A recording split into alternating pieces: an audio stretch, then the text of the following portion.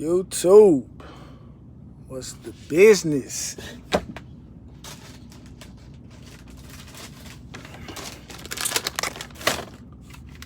It ain't been a long day. I can't say it's been a long day. I just been up for a while. I got up this morning. I split log. I got up about 3:30 Eastern time. So that's 2:30 Central time, which is my natural time zone. Cause I didn't want to get caught up in the Atlanta traffic. I ended up stopping at a barbecue place over in Jackson, Tennessee last night. And they have truck parking. You can either just pay or you can just buy something to eat. So I was like, shoot, I just buy something to eat, man. You know, I'm hungry. So, like I said, I didn't want to get caught up in the Atlanta traffic this morning. So I probably left after I got some diesel and everything. I probably ended up leaving. I left down there probably about 4. So I was able to slide through 285, you know, and I actually was able to slide through Chattanooga too, so it wasn't too bad. Made it to the place I was dropping off at. I go in, get the lady my paperwork. She says, okay, it's a truck already in the back, so once they pull out, you can pull in. I said, all right, cool, no problem. Now, I had been to this place a long time ago because I remember, the only thing that made me remember going to that place was a Bojangles, like right down the street. And I actually remember, I think I want to say I went to that Bojangles. That's my favorite breakfast place, Bojangles.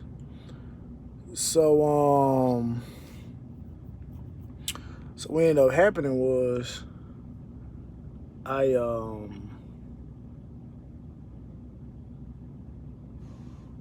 went back, sat in the truck, waited, seen the truck pull out, so I started pulling in. So it's an 84 lumber. So it's some company trucks still there. So when I'm pulling in, somebody hitting the horn behind me, and I'm like, what you blowing the horn for? Like, you know? So like the guy on the yard, he like, hey man, you gotta go in and check in and everything. I said, I did that already. She told me when this truck pull out to pull in. He was like, oh, you did? I was like, yeah. He's like, well, just back up and untarp and everything, back out front. So I back up, untarp, take a couple straps off, leave one strap over the middle. And so I get back in the truck. And so 2 other trucks pull up. And I guess they regulars here. So one of them, they go ahead and drive in the gate. And then one ends up like parking behind me. And he's like, hey man, yeah, pull up, check in. I said, my man told me to, come over here and back up and everything and strap, unstrap and everything. So he's like, oh, nah, man.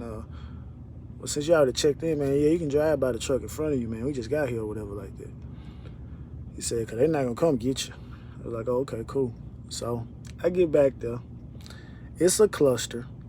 So a guy come up to me, say, hey, man, this is what you're going to do. You're going to turn to the right, you're going to back up, then you're going to point back out.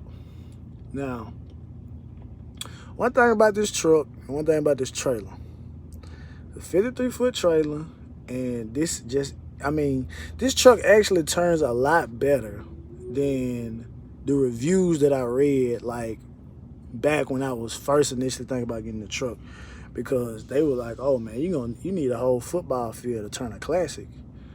And this truck turned just as good as any other truck aside from the 579 and the Cascadias that I drove. But as far as turning, it turns just as good as that 389 I was driving when I was in Texas. So I don't see the big issue. But when you're in little small places like that, man, you just have to, just have to be a little bit more careful.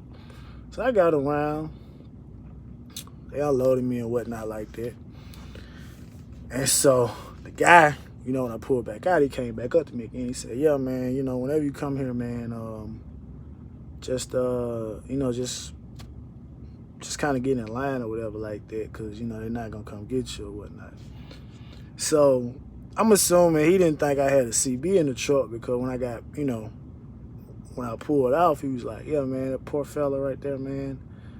He, his first time here, man, I was just telling him, you know, just relaying it. I'm just kind of, you know, chuckling, because I'm like, I have a CB. I can hear everything that you're saying. But, you know, he was all right. You know, he's an all right guy. So I ended up going over to Alcoa and picking up an ingot, going all the way to Bettendorf, Iowa. So it's like $678 for like $2,700. So I was like, I'll jump on that, because the way I look at it, I'm not gonna settlement this week because I didn't scan nothing in. So I'm like, well, you know what? Forget it. I just scan everything in this week, and I basically get like a full check back plus the check for that week. So basically, I get 2 of my checks that I usually, settlements that I usually get, you know, as far as with the fuel and the deductions and everything like that. So I'm like, you know, it is what it is. You know, it's not often where in 1 week, seemingly you can make, you know, what you were making roughly 2 weeks. But it's just, you know, I had some pretty good lows this week. You know, I ain't really had to work hard. You know, I've been devoid of sleep. But I got about I like 398 to drive in the morning, and I'm not gonna be able to get up to 5. But I kind of get bailed out because I'm going back into the Central Time Zone. But they a 24-hour, 7-day-a-week receiver, so I don't really know what I'm gonna pick up. I really don't even know.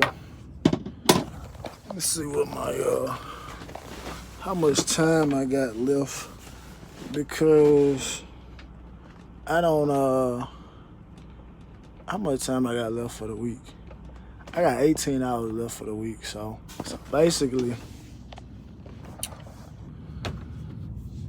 I got tomorrow, and I really want, I mean, he gave me another load option, I know, but I turned it down because I was thinking that the destination was going to be somewhere that I didn't want to be. But after I got off the phone and I seen it, I was going to call him back and like, nah, yeah, I'm going to take that. And then he called me with this one. I was like, yeah, well, I'll just run it, you know.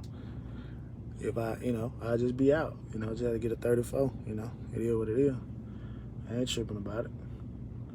But yeah, man, it's just been an interesting day, man. I had to go up 75 outside of Knoxville, man.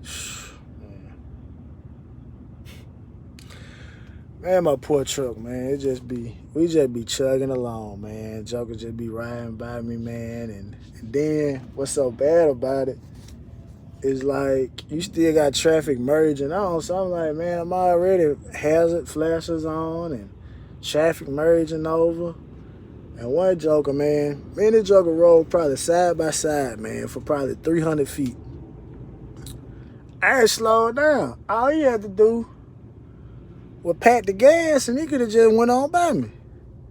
This joker chooses to stay riding right beside me and just ride on the shoulder till until he eventually merged onto the interstate. So I don't be knowing, man. I really don't be knowing what be on their mind, man, when they be doing some of this stuff. Because I'm like, you got plenty of gas pedal left, and I'm not in a Ferrari. I just can't hit the gas pedal and just, you know, dart off like that. But, and speaking of that, yesterday, I'm passing the truck, right? I'm running probably, we're coming out of Florida. I'm running probably about 74. So I'm just passing the guy, you know, and cascading. It's like, you know, I get up on him probably middle ways of my trailer. And next thing I know, it's like he hit a boost button or something. And that joker came and shot out by me. And I'm like, hey, I'm not here to race nobody. I will happily fall right behind you, my G. And then he just slowed all the way back down again. So I don't know I don't know what was on his mind. That was my first time ever seeing stuff like that, you know.